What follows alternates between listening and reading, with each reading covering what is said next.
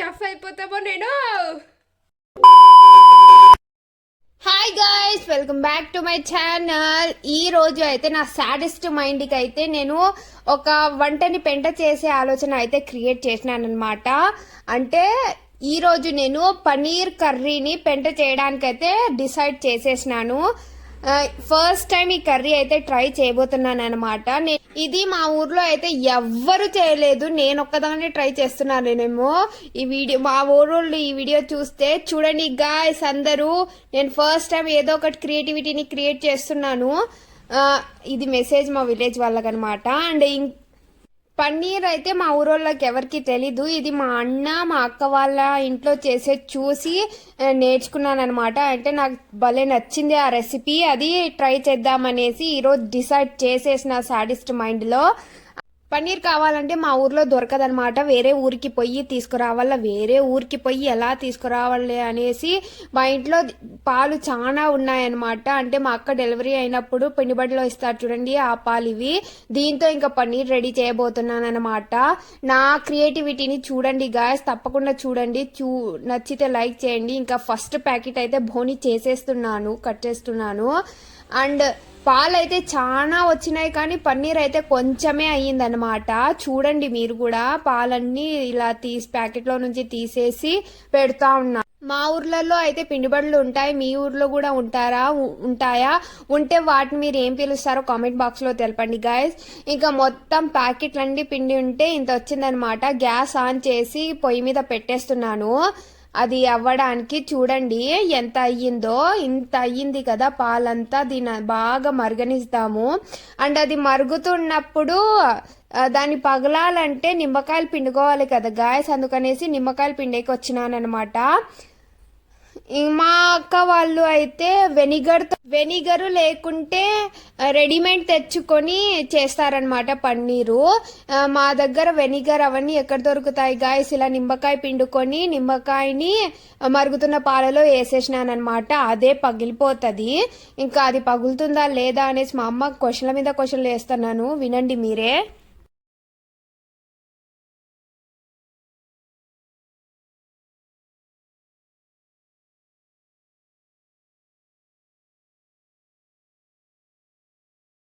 ఇదిగోండి చూడండి గాయస్, పగులుతాంది. అయితే కొంచెం సక్సెస్ అయినట్టే ఉన్నాను నేను పన్నీర్ చేయడంలో. ఇంకా కొంచెం పగలలా, అంటే పగిలితే మిగతా పాలంతా వేరే కలర్లో మారిపోతుంది అనమాట. చాలానే ఇంకా మొత్తం పగిలిపోయింది. పగిలిపోయినప్పుడు పన్నీర్ని పక్కన తీసుకోవడానికి ఈ బొక్కల చాని పెట్టినానమాట. పన్నీర్ మొత్తం చున్నీలో వస్తుంది, నీళ్ళు మొత్తం బొక్కల చాలి నుంచి కిందకు పోతుంది. ఇది కొంచెం చూడండి, కలర్ మారిపోయింది పాల్ది.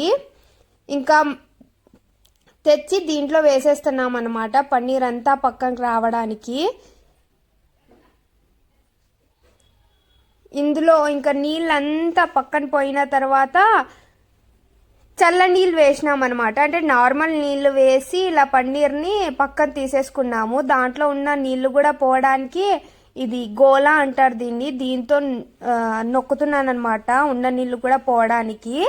తర్వాత ఇది బాగా గుండ్రంగా రావడానికి, నీళ్ళంతా పోయి గట్టపడడానికి దాని మీద బరువుని పెట్టినామన్నమాట, ఇలా వక్లీని. ఇంకా ఈ గుండ్రం రాయిని కూడా పెట్టి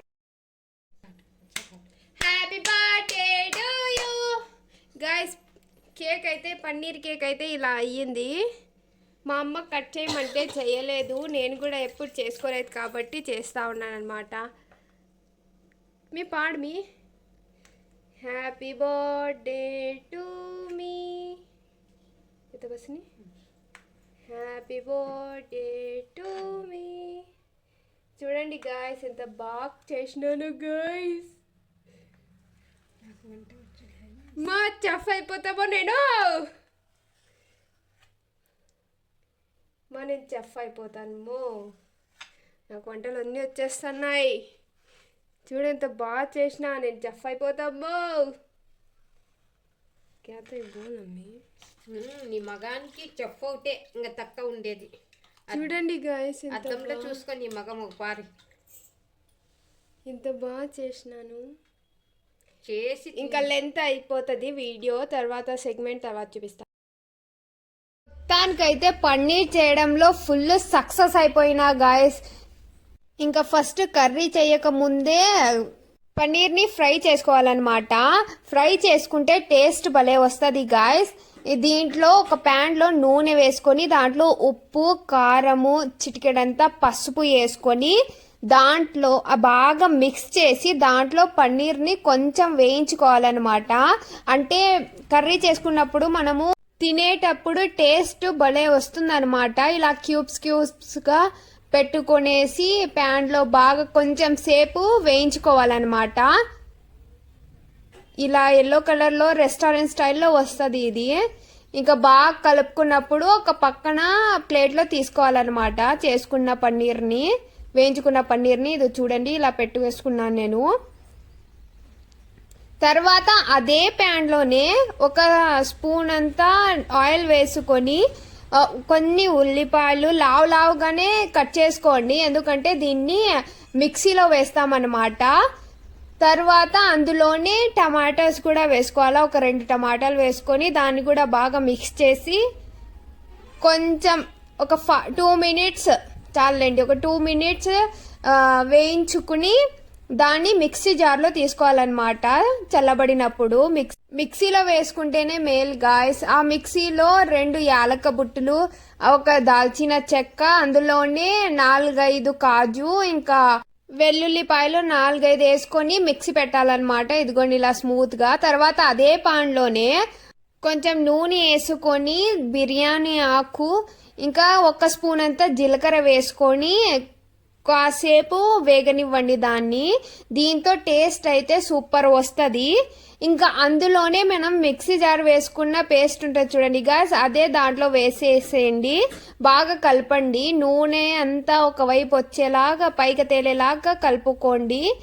ఇంకా దాంట్లో రుచికి సరిపడా ఉప్పు, కారము, ఇంకా ధనియాల పొడి 1 టేబుల్ స్పూన్ అంతా వేసుకొని దాంట్లోనే అల్లం వెల్లుల్లి పేస్ట్ వేసుకొని బాగా కలపండి గాయస్. కలిపి దాంట్లో 1 కప్పు వాటర్ వేసుకోండి గాయస్. వాటర్ వేసి మళ్ళీ కలిపి బాగా ఒక 2 నిమిషాల పాటు ఉడకనివ్వండి. డక్కన వేసేసి ఇలా మూత వేసేసి ఉడకనివ్వండి. తర్వాత మూత తీస్తే ఇలా బాగా ఉడికింది కదా, అందులోనే 1 టేబుల్ స్పూన్ అంతా గరం మసాలా వేసేసి బాగా కలపండి. చూడండి ఇలా అయ్యింది కర్రీ అనేది. దాంట్లో మనము వేయించుకున్న పన్నీర్ అంతా దీంట్లో వేసేసేయండి. దీన్ని కూడా బాగా కలిపేసి దీన్ని ఒక 3-4 నిమిషాల పాటు ఉడకనివ్వండి డక్కన వేసేసి. తర్వాత మూత తీసేస్తేనే చూడండి ఎంత బాగా అయింది. దాంట్లో కొత్తిమీర కొంచెం చల్లేయండి. చల్లేసిన తర్వాత బాగా కలుపుకుంటే అయిపోతుంది. చూడండి గాయస్ ఎంత బాగా వచ్చేసింది. ఇంకా బయట కొనుక్కొని వచ్చినట్లు వచ్చిందనమాట పన్నీరు. ఇంకా వేరే ప్లేట్లో సర్వ్ చేసుకొని రొట్టెతో పాటు తింటే ఉంటుందిరా సామి, భలే రుచి ఉంది గాయస్. నేను ఫస్ట్ టైం ట్రై చేసిన భలే వచ్చింది. మా అమ్మ రివ్యూ చూసేయండి. రుచిగా ఉంది. బాగా చేసినావు. కొత్తగా చేసినా కానీ వంటలు బాగుంటాయి. నీ చేత్తో బాగుంది రుచి.